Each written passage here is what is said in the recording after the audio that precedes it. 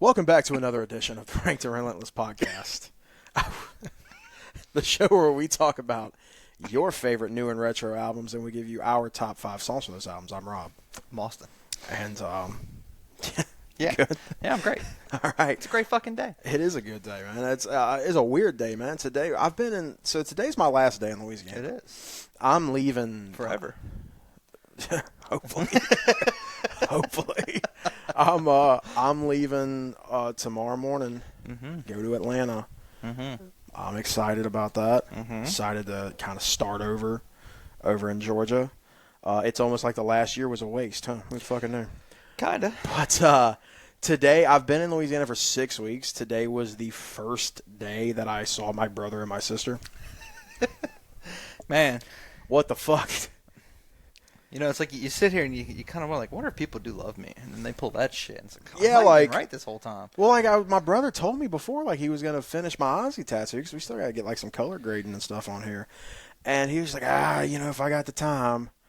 And then I just kind of had to like, hey, I'm going to be leaving like this week. Like we should probably like have dinner or something. Yeah. And so I was able to string everybody together for that today. But yeah, that's damn. So that's been my fucking day. I didn't have a time to sit down and really make notes for this album, which, we are talking about Morning View from Incubus. Yep. But I don't think I need notes. No, I don't. So you don't have them either. No, I have no notes. So that kind of sums up how we feel about this album. No notes. This episode may be good, it may be shit. Well, here's the thing. We talked about this on the last episode at the conclusion, which, by the way, that hot action comment, I just edited it yesterday. Yeah. That's one of, God damn it, dude. We've had so many of my favorite episodes have been done in the last month and a half. Nice. And that was one of them. Okay. That one and the Take Off Your Pants and Jacket, I think were both just banger fucking episodes to do. Okay. But this was the album that made us want to do this. We literally were just shooting the shit over Discord one day. And we're just like, what if we had a podcast? And Austin's like, what would we talk about? Hold on, bro. It's got to be music. Let me rephrase you for a hot second. Please. There was no what if. You were like, hey, we're doing a podcast. We should start a podcast, yeah. I was like, about what? Because music. And you gave me the idea. I'm like, you show me how that can work, and I think I'll be okay with it. Yeah, because so the original idea was we were ranking the whole album. Yeah, because we did this one, and it was 13th Step. 13th Step from Perfect Circle. Which, by the time that I get to Georgia, I get my desktop and everything set back up, I should have the original screenshot from whenever we did this record the first time. We literally just went in an Excel doc, ranked the whole thing. Yeah. And if I do that, I'll slap it towards the end of the episode. I'll give myself a reminder here. Comparison or what's changed over the years. Well, I remember a couple of things in my head, and there's a few things that I think are very the same. There's a few things I think are different from at least my list. But yeah, like we literally set up and we did the whole album, and we sat there and kind of stated our cases of why we felt this needed to be here, this needed to be there, move stuff around, and it led to this format that became Ranked and Relentless, and this was years ago whenever we first did this. It was 2 years ago, I think. Yeah, we did it, and least. We didn't do anything for like 6 months. I think it was longer than that. It was years before we did anything. We might have not have done this. It might have been like 2020, 2021, something. Or not 2020. I'd say 2021, 2022, I'd say probably, whenever we first had this idea and then started the podcast when we started the podcast, 2025 last year, right? Mm-hmm. Yeah. So, yeah, it took us a while. Last year, yeah. Yeah, it took us a while before we decided that we were going to actually make this a show. But that's why I thought that this was a cool way to really end this month and a half in Louisiana with kind of the album that started it all. And once again, we talked about this. We're doing a lot of reiteration of what we said at the end of the Hot Action Cop episode, but that one was a short episode and we had to fill time. But I feel like this is going to be another short one because it's just going to be like, yeah, it's amazing, move on. But this album is one that, like, the first thing that me and you, like, collectively have called a perfect album. This was where the whole idea of what a perfect album came from for me and you. And, I mean, let's just get into kind of the love for Incubus. I mean, for myself, I remember as a kid, 8 or 9 years old, however it was, whenever Make Yourself came out, Drive just being one of the biggest fucking songs on the planet every time you got on MTV. Sometimes early in the morning, I was really big about watching MTV and stuff like that early in the morning before I'd get on the bus. And sometimes you'd see Pardon Me, the music video for that. So like I God awful flames. Oh God, it's like paper flames. It's ridiculous. But like I that's when it started for me. And then this record came out, and I remember "Wish You Were Here" becoming a really big single. I'd say probably the biggest single on this album. "Nice to Know You" got a lot of love as well. And then just whenever I started really getting into music and playing music, I think at first I gravitated more towards Make Yourself because I think Make Yourself had the bigger singles. Pardon Me, Drive, Stellar, like those were massive whenever they came out. But then like when you really start diving into the catalog, this album is just so perfectly put together. And if you even ask Incubus, I remember a handful of years ago, this was maybe 2 or 3 years ago or so, I'd say it came out a year or so before they put out the redo, the 23 version of 2024. Yeah, of this, which we'll talk about that in a little bit of detail here in a moment. But there was an article that came out. I wish I could remember what it was, but it was basically Brandon Boyd, the lead vocalist of this band, was being interviewed, and he was asked to rank each one of the albums. Yeah. And like Science, I think he had like at the bottom of the barrel. He was like, I fucking hate that album. He's like, Certain Shade of Green's all right, I guess. He's like, I hate that fucking record. I wish we never made it. We were so immature. And he scored it terribly. And like all of their records, like he's scoring them out of 10. And these albums are getting like 4 out of 10, 5 out of 10, 6 out of 10. He gets to Make Yourself. I think he finally gives that like a 6.5 out of 10 or something like that. And he's just like, but even then he didn't really care for Make Yourself that much. And then you get to Morning View. And he's just like, holy fuck, did we make a good album here? And he's like, I don't believe in giving anything a 10 out of 10, so I guess I'll give this like a 9.5 or whatever. Like, he was blowing this record. If you think about where they started, and I'll go back to what you can't really find anymore, is Fungus Among Us that turned into Enjoy Incubus. Yeah. Because they had like 3 songs that came over, and everything else just got wiped. But like, and then you hit Science, then you hit Make Yourself. Like, yeah, you just transition from strange, fun funk to alternative into whatever the hell Morning View would be considered, because it is like alternative, but it's soft, but it's got some heavy parts, but like a lot more melodic. And they really found their sound with this album. I don't even know if I would say they found their sound, because what are you going to do after? You got Megalomaniac. The fuck is that compared to Morning View? Sure. It was, for me, vocally, I think that Morning View is Brandon's. That's where he is meant to be. You know, like that's what his voice strives the most at. Yeah, and then Crow Left of the Murder after this was very even more alternative. Even more alternative. And then you have Light Grenades, which I feel came back to Morning View. Yeah, exactly. Just I feel Morning View Part 2. I really feel like Light Grenades is kind of a sequel in a lot of ways. Because what they did Crow Left of the Murder, and we're like, man, people like one song. All right, Light Grenades, Animali. Let's go back to where we actually got big, because they were big in Make Yourself, but Morning View set them, because everyone knew Drive, but then Morning View just Are You In, all of that. No, I'm sorry, Nice to Know You, Wish You Were Here, drove them. Well, I feel like Make Yourself, especially those 3 singles, this your Stellar, Drive, Pardon Me. I feel like whenever you ask a casual fan, all right, what do you know from Incubus? You're going to hear those songs. Those are, like, I know those. They might say Wish You Were Here. I feel like as far as radio play goes, this album wasn't as big. But for the music lovers, for the guys who are like, I'm going to go on, I guess YouTube wasn't a thing then, but like the guys that are like, I'm going to actually go and seek out music, those kinds of people, the actual fans, you couldn't ask for anything better than this album. And even Brandon Boyd himself realizes that, and they wound up doing that remake. Called 23, because they has made 23 years after this. I'm okay with the fact that it exists, because kind of their idea was a lot of those songs have evolved in their live show since they were written, and they wanted to kind of re-record them the way that they envision them now, which is cool. And there's some songs that, like, there's some drastically different parts of them. Like, that's pretty cool. But for the most part, like, Brandon can't go up high anymore. And it's high for Brandon. He can't really go up there anymore because it's just all nasal. And, like, they didn't bother. I mean, just go to a half step lower, man, and it might have sounded fine.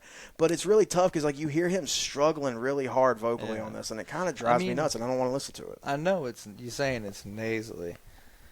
He's always been nasally. The problem that I have with this one, well, the reason why I have my problems with him in this one only is because, hey, man, you're so far past of trying to give us a raw sound. I can do that live. Don't give me raw sound in the studio. I want that EQ'd. I want it pitched. Yeah. I want it perfect. If I'm listening to your album, that bitch better be perfect for you. Live, do whatever you want. I'm there to see you. I'm there to see a show. I've seen a couple concerts. Man, music kind of sucked, but they put a hell of a show. Yeah. A lot of small bands, but still, And so that's my problem. It's too raw. Now, of course, you go back to all his albums. He never really had much of, like, adding to his vocals. No, there's not there's a little bit of little bit of delay here and there, maybe a tinge of reverb. That's what I'm saying. Nothing crazy. But nothing in 23. No. I'm like, hey man, I don't need your EP. And we talked a little bit about Mike's guitar tone a little bit off it air. Was a little gaudy. I didn't like his guitar tone. It's too much. Yeah, it's kind of same throughout, where it's kind of one-dimensional throughout. Like he tried to make the same sound work for everything. He went back to the warmth, took the delay off, and was like, that's what I'm putting in every song. And I'm like, I wish you didn't fucking do that. That tone is perfect for the warmth. Yeah, and I really don't like. Yeah, there's a lot I don't like about it. Like, I love the idea of these songs have evolved, and we want to show you those evolved versions if you've never seen Incubus live. But like, if it wasn't such a perfect album to begin with, it might be a different story. Like, I think I would have preferred to have seen like Make Yourself, because there's a lot of songs that they just they have never done live because. Do Science, you pussies. Come on, Brandon. Look, everyone hates Science, but Redefine, I don't hate Vitamin, Shade of Green, like it's. I don't hate it. Brandon Boyd hates it. It's on the bottom. Deep Inside. I fucking love my favorite things. Oh, dude, song rocks. Dude, I like Science. I think Science is a good album. I don't hate any Incubus album. Yeah. I like everything that they've done. Even like they came out with that album. I can't remember what the name of the record was. It was like called Black. Eight. They had one. I think it was called 8 or something like that. But they had a song 8. Promises. I love that. That shit's so good. They stayed true to what they do, and that's one thing. Yeah. It's like I walk the road of least resistance. That's so good, dude. That like they have. I think they're allergic to making bad music. The closest that they've gotten is Brandon's vocals on fucking 23. And like, I know we're gonna get to this album, but the one thing that's always bothered me about Incubus is when Incubus attacks. Mm-hmm. That is the best rendition of "Pardon Me" you'll ever hear. Yeah, that's the acoustic. Right? That's the stellar. I think you had either "Make Yourself" as well, and they did "My Favorite Things" live, which honestly, sorry to anybody likes that song, was better when they did it live and then on the record to me. Like it's just, I get the funness. Why is "Crowded Elevator" my most favorite song of their whole discography, and it's on that? Like, yeah, why? That's one of my that is my favorite song. I mean, dude, that's like me. But with Alkaline Trio, I Lied My Face Off is probably my favorite, and it's like on a fucking random EP from years ago, like a random 4-track EP. Like that would have been perfect for Make Yourself album. Yeah, and that pisses me off so much because like no matter what album we'll do, that'll never be on one of my lists. No, that sucks, dude. Like, I mean. Unreleased stuff, and then stuff that like I mean, in B-sides. Like, I mean, we talked about like that with Avenged Sevenfold the other day. Like, I'm glad they have a B-sides album, but like I don't know if we'll ever talk about that record, which sucks because like The Fight, Girl I Know, like there's some fucking bangers on that record that need to be talked about. But I just don't think there's enough real meat on the bones, really, because like let's face fact, Flash of the Blade's not gonna fucking be on there. But like yeah, I mean, there's a lot of bands out there that just like there's random EPs or random B-side compilations that have some of my. There's a band called Throw the Fight. Weren't a massive band by any means whatsoever. My favorite song on them, they put out a 4-track EP that was B-sides that didn't make the album that came out before. They have a song on there called Breaking the Cycle, the best song they've ever fucking performed in my opinion. And like it's on a random fucking EP. Like there's a lot of bands like that where like the best shit's kind of hidden and you like the real fans had to go and find that shit. It's wild how that works sometimes. But luckily with us, with this album at least, this album doesn't miss. I was 7 years old. Okay. This would have been 2000. We're in a little green truck, my dad's. We have a radio. So he put a radio player in the truck, and that's how. And he burned CDs 24/7. First thing I ever heard from Incubus was "You'll Be a Hot Dancer." It's a fucking killer song. And I thought that was the sickest shit. And then Helicus came on, and I'm like, bruh, this is great. I'm like asking Dad, like, who is this? Who's this band? Where they came from? You know, just trying to get information. And then Shaft comes on. I'm like, all right, what is this? That's a fair question. Like, I liked it, but I'm like, is this a different band? He goes, no, this is still Incubus. And then we went home, and he showed me a video of Pardon Me. And it's been Incubus ever since. I mean, that's fair, dude. The first song I ever attempted to play, and I remember this because my dad's like, hey, you can't do it because you don't have those effects. And I didn't understand. I thought he was being an asshole at this time. But imagine trying to play the Warmth on acoustic with no delay, no wah effect. Sounds dog shit. Yeah, I bet. So he was like, hey, you got it right, but you need effects. And I'm like, what's effects? What do you mean? He goes, he's explaining that. And I was like, oh. So. Yeah. Yeah. I can only imagine. Dude, in the Warmth, like, Make Yourself is one of those, I think it's on the list, and I would love to get to it because it is also I don't think we did yet. I think this is the only one that we have. I swear I had put it on there. Let me make sure. But I mean, because it is also such a fucking it's such a killer album. Like I said, like there is no bad Incubus album, regardless of what their singer thinks. There's no bad Incubus. I might even cover Science. I have if I want to rock out and just have some cool sounds, I'm gonna go to Make Yourself. If I'm just in a good mood for just good music, whether I get my alternative or I get my soft, it's always Morning View. Yeah. Make Yourself is probably my most favorite album to put on paper, but to actually sit and just enjoy and listen to, Morning View's there. Yeah, I mean, it always has been. It's a warm blanket whenever it's cold outside. It's that nice bowl of soup whenever you're not feeling very good. It'll get brought up, but I'm gonna say it. There's no better intro to an album than Nice to Know You. That whole build up into it. It's immaculate. Well, brother, while we're here, let's go ahead and throw the tier list up here. All right, this honorable mentions.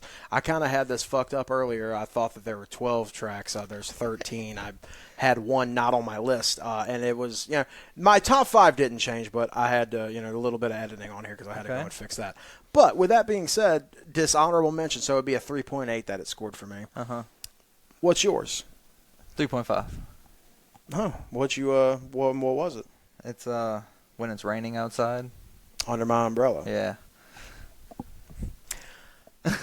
I like Under My Umbrella. Yeah. It didn't make my list. This is the big thing for me with Under My Umbrella, and it's why it is not my lowest. It's close. I'd say it's not far. That riff does a lot of heavy lifting. It does. I love that riff. But vocally, this is the one that I'm just like, yeah, man, do your thing. Sorry. Yeah. The chorus it gets too. He's trying to get them high notes, and that's where the nasal. That's where I hear them nasally the most. Of course, when he's trying to hit those high notes, but he was doing it. Yeah, really it is. bad He is really pushing it. So I still love the song. Damn right. Yeah. I won't skip it, but for me to be an actual review, I kept listening to it. I'm like, man, Brandon, you're kind of this song is almost to the point where I want to skip it. Yeah, so I had to stop listening to it. Yeah, it's like I said, that if it wasn't for that main riff, it who knows? But I love that riff so fucking much. Yeah, he's pushing a little too hard in that chorus. I'll give you that, but a little bit. I love that riff. Still, I love that 100%. riff. For me, it's Blood on the Ground. Really? Okay. And it's still scored low for me. Actually, that scored a 3.9. Yeah, it's erratic. It's just really erratic. I like it. I like it still. Like, I don't dislike any of these. Yeah. But yeah, it's just a little erratic. It's kind of where a lot of these songs are really just like perfectly buttoned up. That one's just kind of all over the place a little bit. A complete tone shift. Like what I always complain about is just guys having a jam session and just recorded every bit. And then instead of like taking one bit, recording off of that bit, no, they had like 6 bits. They're like, guys, let's just put it together. Yeah. That's our song. Yeah, that's even, yeah, I do agree with that. Yeah, there's a lot going on. So who is going first this week? It is you, sir. It is me. All right, well, let's go ahead and see what the fuck my number 5 is. I already know what it is. What's my number 5? I don't want to say it because it's my number 5. Okay, well, I'll tell you what. I'll put it up. Yeah. It's Incubus Transition. God, let's fucking go. Yeah. So I told this story. I know I told this story on the lost episode of this show that never will see the light of day. Thanks, YouTube, for just not letting us have any fun.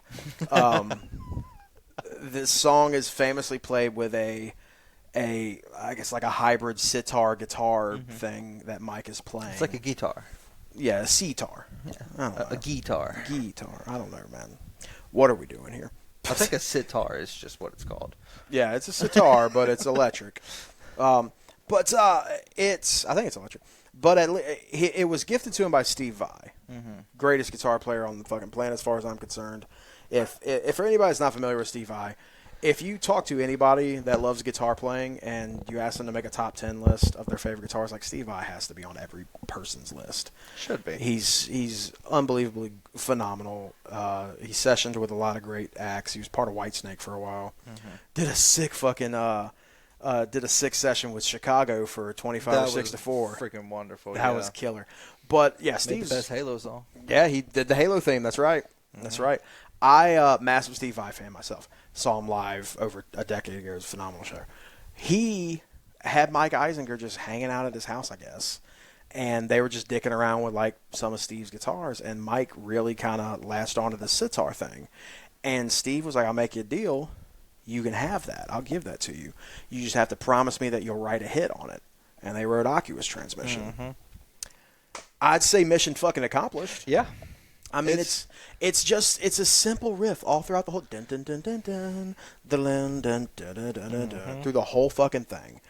It's so goddamn beautiful. And it's cool watching him play it live, like watching him do it on like the live HQ. Yeah. He's sitting there playing it, but he's like throwing in little licks here and there to like spice it up. I love watching him do the bends because he has to move. He's got to whole arm and everything to get awesome. It to happen. It's the only song that's ever been close to 8 minutes that I'll listen to it 9 times in a row. So I will say, and this is probably the thing that puts it at 5, is while the 2 minutes of crickets at the end is nice, it's not necessary. It sets the mood, man. But when you watch them play it live, it's a 5-minute song. Yeah. But whenever you listen to it on the record, it's almost 8. Right. Because we don't need. But then, if you put imagine? it on repeat, the thing is, if you put it on repeat, the actual crickets will just kind of settle for a second, and then it comes back on. Sure. It's like it's just a continuous motion. But I mean, that's continuous transmission of Aqueous sounds. Aqueous nature. Aqueous, yeah. I think Aqueous. Yeah, it's. I think it's Aqueous. I don't know, but phonetically, it's a phenomenal song, regard. And then it has a great example of something that Brandon does constantly throughout this record, and that the chorus, as far as just lyrically, there's not a lot of substance. There's a lot of repeating. Like, "Are You In?" It's just him saying, "Ooh, ooh, ooh," and then 11 a.m., then again, then, just saying then again over and over again. Like, this is just him saying "further down the river" over and over again. But it's so gorgeous. Yeah. And then whenever he just starts throwing some stank in it, "further down the river." The way he does that is so wonderful. Oh, it's so. Watch the live at HQ performance of this. That was what was on the fucking video that YouTube was just like, "No, you're not uploading that." In fairness, we had a lot of copywriting. Yeah, I mean, we were reacting. How the fuck do these other motherfuckers get away with reacting to stuff? How come we can't do it? But yeah, we were watching that perform. That's such that live at HQ. All of the live at HQ stuff. Yeah. It's so awesome. It's very intimate. And just, yeah, watching them do this song is amazing. It's one of my favorite live performances of all time. I know it's one of yours, too. But, yeah, dude, I mean, if it wasn't for the 2 minutes of Crickets, who knows, dude? It might have been number one. I don't know. It was always going to be fun, but I love the Crickets. But my number 4, is the opener. All the way on the other end of this album, Nice to Know You. Nice to Know You. I just said it. That's top-tier opening of an album. Great fucking opener. And that's really it. You talk about setting the tone. And I think more than just the opening track, there's a great 1-2 punch on this album between Nice to Know You and Circles. Yeah. That's a great, those are 2 of the heavier songs in Incubus's entire discography. Yeah. Just thrown at the beginning of this album. And then you get right after, you're like, damn, dude, they whooped my ass those first 2 songs, man. What, Incubus, what's going on? And then they kind of bring it down just enough to get you comfortable with Wish You Were Here. And then you're like, oh, man, we're in it now. We're fucking – and then next thing you know, Just a Phase just has you go, whoa, what the fuck is happening now? But, yeah, Nice to Know You. Keep going. 11 a.m. 11 a.m. By that point, dude, you're just like, fuck it, dude. I'm giving my body to Incubus. I'm along for the ride. Okay. Blood on the Ground, you're like, whoa, what was that? Mexico, you're just like, dude, I'm so sad. I want to hop on a train to Mexico too. Mm-hmm. Warning, whoa, man, have I been here this long? I still listen to this album. Echo, I guess I am still listening to this album. Yeah. Have you ever? It's time I should start asking myself some questions as well.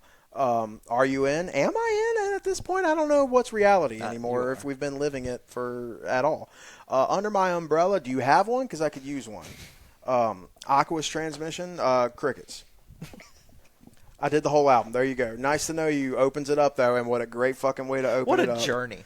Dude, exactly. Once you get the Blood on the Ground, you don't know what you're doing. No, you don't know what's going on anymore, and Mexico just makes you sad. But, Nice to Know You, it's great riff. Just, it's nice. It's just. It is. It's everything about it so good. Everybody does a great job. Great vocals. I really love the way he pushes that chorus. Another one, he's just saying goodbye, nice to know you over and over again. Lyrically, not a lot of substance to a lot of these choruses, but they're phenomenal, and they are what they needed to be. And this song is what it needed to be. Seafoam Green. Are You In is your number 4. Yeah. That's what you're telling me. No. I'm like, what are we?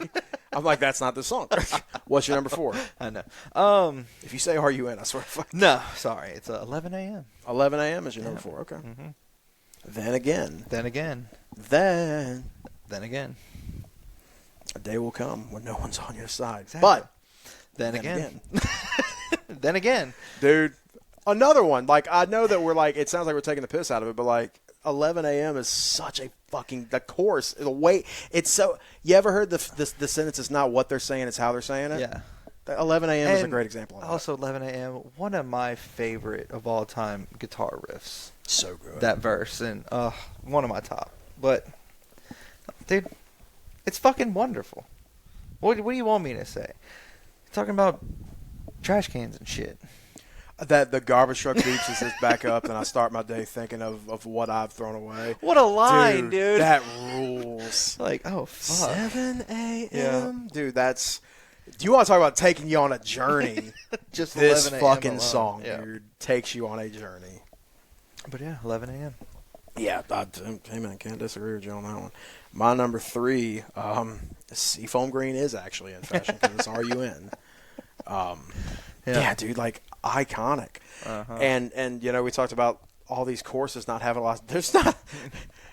You have the album back there. I want you to actually do me a favor, Austin. Grab that vinyl because I have a. There's a little test that I want you to take. Okay. So when you grab this vinyl, you open it up, and they've got all these lyrics here. Mm-hmm. So you got Under My Umbrella, here's all the lyrics. Mexico, here's all the lyrics. Are You In? Do you see any lyrics? You don't need them. There's no. They have no lyrics listed for Are You In because he literally just over and over again says, it's so much better when everyone is in Are You In. Yeah. He just repeats that over and over again. When Seafoam Green is in fashion. It's so much easier when Seafoam Green is in fashion. They say that for the second bar of the second verse. Yep. Outside of that, it is all just the same thing over and over again, and the chorus is just him saying ooh, ooh, and one of the most beautiful just guitar harmonics, just a basic solo, but just the way he plays and bends. There's just There's so much emotion from that ginger. Yeah. It's crazy. The bass playing on this one is what gets me. Yeah. Boom, ba-da-dum, ba-da-dum. Which, like... Very jazzy. Ba-da-ba-da-ba-da. So good. Yeah. I'm glad he made it. Yeah, dude, it's been hard for him. Yeah, dude, this is just a perfect song. Yeah. Like, all these songs are so goddamn good. But yeah, R.U.N. is just this is the song I'm lighting a joint and I'm locking the fuck in song. That's this one. Okay. I just need to just zone the fuck out and just be one with the music. It's this song every time. What's your number 3? It's the one I play the most on guitar. Echo? No. Just the Face? Yeah. Okay. So I was like, it's one of those two. I've heard you play those two an awful lot. All the time. Yeah. Yeah, I played this one the most on guitar. Honestly, this was the most I've ever played a song was on drums. I played this song so much on those drums. So much so that, like, I typically... You can sit here and play a song, and just because of the nature of, like, especially with rock music, so many songs can be the same fucking beat, especially if they're in 4/4. I don't know what it is. I got so used to hearing you play this one, I could tell Just a Phase just by the drums alone. Yeah. And that's hard for me to be like, listen to you just playing drums, hearing no backing track, and going, oh, is that Just a Phase? Yep. Like, that's tough for me. But I was able to do it after a while. I played it so much. I love the intensity at the end of this song. I love that, like, coming from the first chorus, that build up that's actually, like, I feel like they're building up. Like, it's not going to be a fake and I get faked out. And we just go back in that phase. It's just, it's so beautiful. The guitar, wonderful, but I'm going to say, like you said about the bass player. Dude, that line in the verse alone. I try so hard, and I could never get a bass to sound like that. No. The way that, like, there's just so much soul in that bass line. I love the way they tease the chorus the first time when he's palming. Yeah, it's just a phase, and they're just like, Bill, bump, bump, bump, bump. Yeah, it's just a phase. Yep. And then it just kind of drops back down, and then they pick it up again after the second chorus. It's just a phase, and I'm waiting for it to be over there. So good. Yeah. Dude, it just goes off into his Brandon Boy shit. Ooh, yeah, he's got to get them high notes in, man. Yeah, Just the Face kills, man. That one's playing that on guitar is a bitch though. There's a lot going on, a lot of little nuances to it. It's a bitch. That guy, he stretches. Dude. That motherfucker can stretch Mike can play his ass off, dude. His chords alone, like, which doing a lot of Incubus, like, I've kind of helped me kind of just randomly put shit together on a guitar like that, but, like, I still can't do 80% of the shit that man does. Drive, I give you my rendition of it. Yeah, same thing. Like, and what I'm doing ain't what he's doing. So hard to get them chords, my fingers just What I'm doing is not what he's doing. Yeah. It sounds close enough though. Yeah, dude, Right. Mike is he's underrated too because, like, you know, I just brought up Steve Vai because he's a phenomenal fucking guitar player, and I think most people that know guitar, that know that world, you know, the people that aren't just gonna go fucking Jimi Hendrix.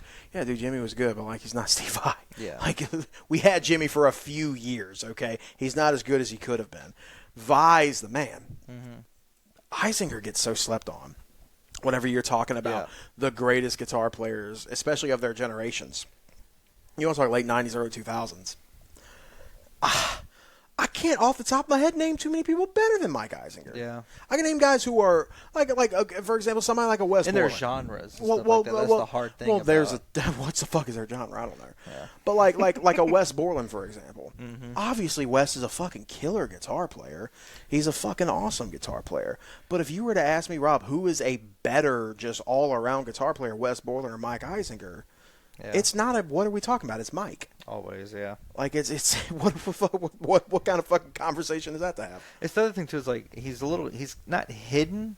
He does have his nuances that we hear, but behind the drummer, Brandon, the DJ, and the bass. I mean, I guess you can't outshine every song. No, I mean, and he's also. But he gives us those moments in each song. That's like, God, but he's also just he kind of just stands in the corner and just does his thing. He doesn't command the stage like Brandon does. Like, obviously, Brandon's the front man, but, like, there's a lot of guitar players out there with frontman syndrome. And Mike is the furthest thing from that. Like, Mike's like the Maynard of the guitar playing series. Like, right. But, there's, like, a lot of times in band you can kind of hear the nuance of a song. Like, oh, they wrote this song around the bass riff. Or you can tell it was around, just how the song was driven. One thing I respect is everybody's in their own lane. Yeah. It's a hell of a But lane. just perfectly corrugated, whatever. Yeah. But yeah, dude, I agree, dude. Just the Face fucking kills. My number 2, it's talk about just underrated ass guitar playing and everything. Mexico. I know for a fact. Yeah. When we did this the first time, Mexico was my overall. Really? I know for a fact it was my overall. I don't remember that. I had to think about it a little bit on this one. Okay. Mexico. I love it's just guitar, some violin or cello, guitar, cello, and vocals. It's one of those, like, when you can hear those perform, like when they do they did a couple of years ago. They went to the Morning View house where they recorded this album, and they just redid like just live sessions of each song. And when they did Mexico, dude, they go out, they do this in Incubus transmission. They go out on like a gazebo out back, and that's where they play these. And I think Mike's wife or somebody, I want to say, was playing the cello part. Damn. And dude, it's just like unbelievable performances. I really the lyrics just really hit me with this song because it's not a lot of times can you really just, you don't think about a lot of what these songs are about because it's just, Brandon has very interesting lyrical choices. I've said before that, like, I think that he writes more like a poet than he does like a songwriter. So you kind of just get lost in the words and you're not really thinking about the context. This song is very clearly about being in a one-sided relationship where you're the one who's putting forth all the effort and the other person, is not really meeting you halfway. I mean, it's literally one of the lines. Why couldn't you have met me halfway? Yeah. You only think about yourself. You better bend before I go on the first train to Mexico. Like, it's very much like, I can't do this anymore. Yeah. And you have to come to that conclusion at some point when you're in those kinds of relationships. And I remember listening, this song was a big turning point for me because I was kind of in a relationship like that a couple of years ago. And I remember listening to this song on the way to a event where I knew I was going to see the person. Yeah. And this song really kind of changed how I felt. Like, thinking about it, I'm like, fuck. Like, he's right. And I kind of need to have that ultimatum. You better bend before I go. Yeah. Like, I kind of have to do that. Understandable. You could see me reaching. Why couldn't you have met me halfway? Like, it's beautiful, man. He sings it so. I mean, that's redundant at this point. He's fucking a phenomenal singer, but he sings it so fucking beautifully. And then the Mike's guitar playing once again, just on that acoustic, just so it's perfect. Is it a classical, or do you think that's an? It's just an acoustic. Okay, it's just an acoustic. Perfectly written, though. He just has the weirdest fucking sounds. Yeah, I mean, I can't recreate them. That's for damn sure, dude. I got the closest I can to the warmth on that boss, but, like, it's still not perfect. No. It's close enough to where I can, what I'm playing. Yeah. But, yeah, Mexico. What do you got for 2?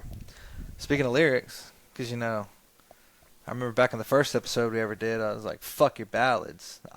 Echo is one of the best ballads to ever exist. Boom, bam, bam, not just a guitar playing. We're going to say it. I play Just a Phase a lot. I play Echo more.